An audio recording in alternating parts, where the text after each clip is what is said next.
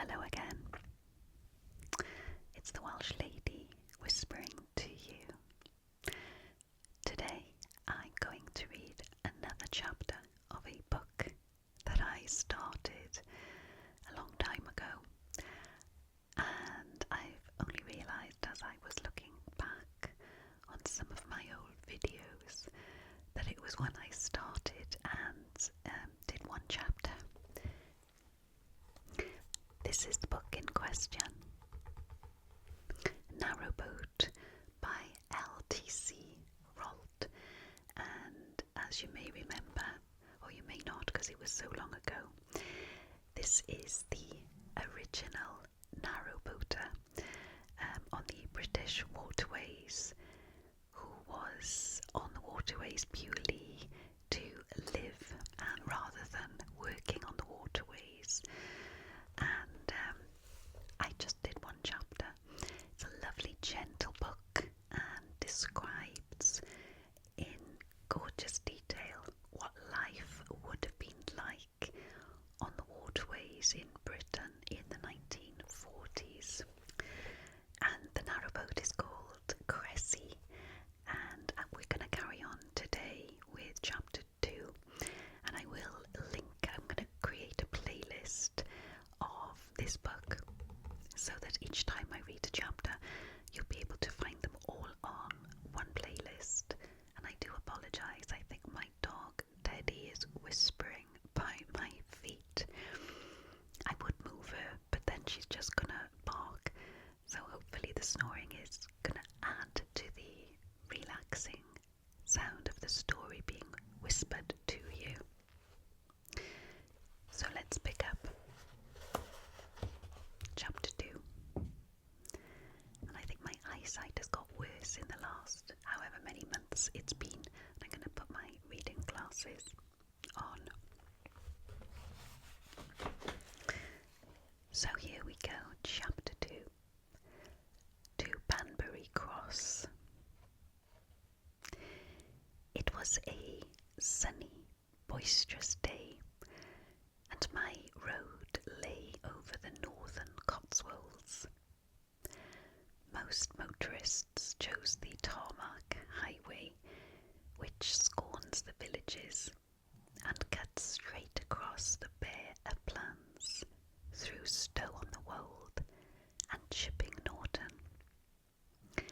This is the route indicated by those motoring maps which depict the face of England, covered by a network of thick red lines, as ugly as the roads themselves.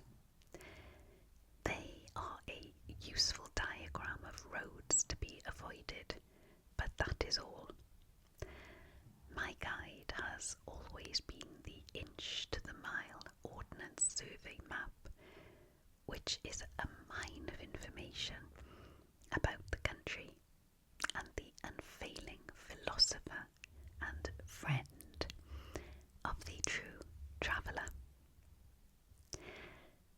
The route I had chosen took me straight and steeply onto the hills above Winchcombe by way of Sudley, and from their lofty summit the old town appeared as a small cluster of smoke-shrouded grey roofs sheltering under the great shoulders of Langley and Cleve Common. This brought me to the old hill road to Campden, which follows the majestic wave-like lift and fall of the Wolds by Linsbarn and Stump's Cross. It was the turn of the year, and although the wind which swept across these great uplands had not yet lost its winter keenness, the sun shone with a brave new warmth. Buds, though unbroken, had already softened the starkness of trees and hedgerows, so that as I dropped down into Camden, they gave to the view across the Vale of the Red Horse that particular misty quality which is so characteristic of early spring. There is a great charm about the broken country between Camden and Banbury. The Lyres of the Warwickshire plain thrusts a deep bay between the northernmost outposts of Cotswold and the Edge Hills, where the limestone appears once more, but of that more ochreous hue which is due to the presence of iron. The little towns and villages along the road faithfully reflect the swift transition from one geological district to another, because they are old and therefore true to local tradition and environment. Thus, the grey houses of Campden, with their roofs of stone slats from the hill quaws, are as much a part of the Cotswolds as the hills themselves, while Shipston on Stour, 7 miles on, is built of that rose-red brick which is so much in harmony with the softer landscape of the Vale. The villages of Upper and Lower Braille, though under the shadow of the hills, are also of brick, but journey a little further, and the thatched cottages of Swalcliffe, Tadmarton, and Brufton are all built of the tawny Edgehill limestone. After such a journey, the outskirts of Banbury were a sorry sight, for the sturdy stone heart of this old market town by the Cherwell is besieged on all sides by semi-detached monstrosities, whose growth has recently received fresh impetus from new industrial expansion. Doubtless it is for this reason that Banbury has received scant treatment from such authors as have visited her in search of the picturesque, for as long ago as 1911 one wrote, "There is little of the old aspect of Banbury left now, yet the worth and the character of places cannot always be accurately judged by first impressions. The beautiful show village, on deeper investigation, often turns out to be as lifeless as a stuffed bird in a museum. The cottages, week-end dormitories for jaded businessmen, and the great barns, riding schools, or roadhouses, all for the eye, as one old Gloucester farmer I know once said of them, and nothing for the belly.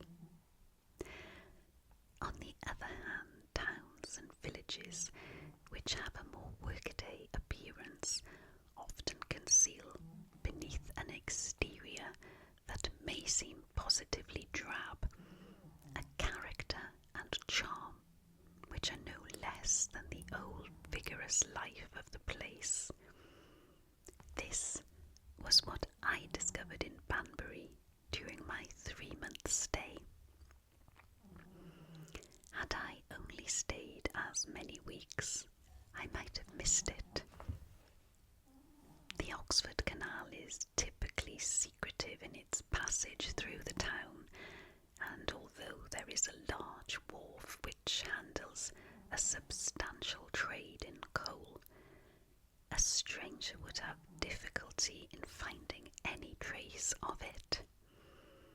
Even some of the inhabitants of Banbury existence, as I discovered later when my statement that I was living on a boat was accepted by local tradesmen as a sally of Munchausen horror. I do not blame them, for I paid several visits to the boatyard where Cressy was moored before I became certain of finding my way without error. It lay down an extremely narrow street, opening unobtrusively out of a corner of the market square. The name Factory Street was almost illegible with age, and the best clue to its identity was a sign over a small shop on the corner, which proclaimed tripe, ox heels, and neatsfoot oil for sale. The street ended at a wooden drawbridge over the canal, to the left of which was the boatyard, where Cressy lay between two derelict narrowboats. When I had shipped my belongings aboard, I hurried back into the town to obtain the additional stores I needed before the shops closed. A loaf of bread and a pint of milk, sausages for supper and bacon for breakfast, paraffin for the lamps, and a sack of coke from the gasworks for the saloon stove, since the nights were still cold. On the opposite side of the drawbridge from the boatyard there was a lock, and on the lock side stood a toll office. There all the boats southward bound for Oxford with their cargoes of coal were checked and gauged. At 8 o'clock every weekday evening, the toll clerk locked the bridge in the closed position and swung a heavy door across the towing path, so that any latecomers had to tie up until the following morning. There can be no mistaking this hour of closing, for they still ring the curfew in Banbury. I heard the measured tolling of the bell very distinctly that evening as I was cooking my first meal in the galley, for the wind had fallen with the going down of the sun, and the air was still and very clear. It struck me as singularly appropriate that on this lane of still water, which was like a road that had fallen asleep, it should be this tranquil, ancient voice of the town, and not the roar of traffic, that I should hear. I had selected the most promising of an elderly and rather dubious assortment of lilo mattresses, and was making my bed, when the creak of tackle and the slow clip-clop of hooves on the towing path opposite heralded the arrival of a belated horseboat. I looked out. The boatman was walking beside his horse, and when they drew abreast of my window, they halted. Dim shapes in the darkness. The tow line fell slack as the boat, low laden in the water, slid into view.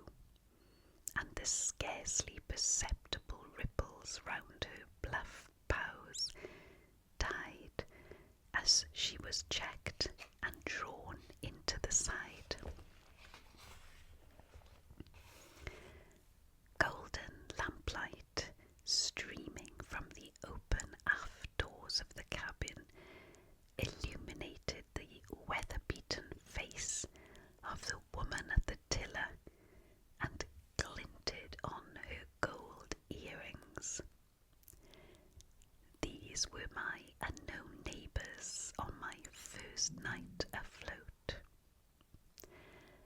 Though they must have cast away soon after sunrise, they did not disturb me, for I slept soundly, despite the fact that the mattress I had so laboriously blown up deflated overnight, so that I awoke to find myself on the hard boards. And who of us, when we've been camping, has not woken up to a completely deflated air mattress?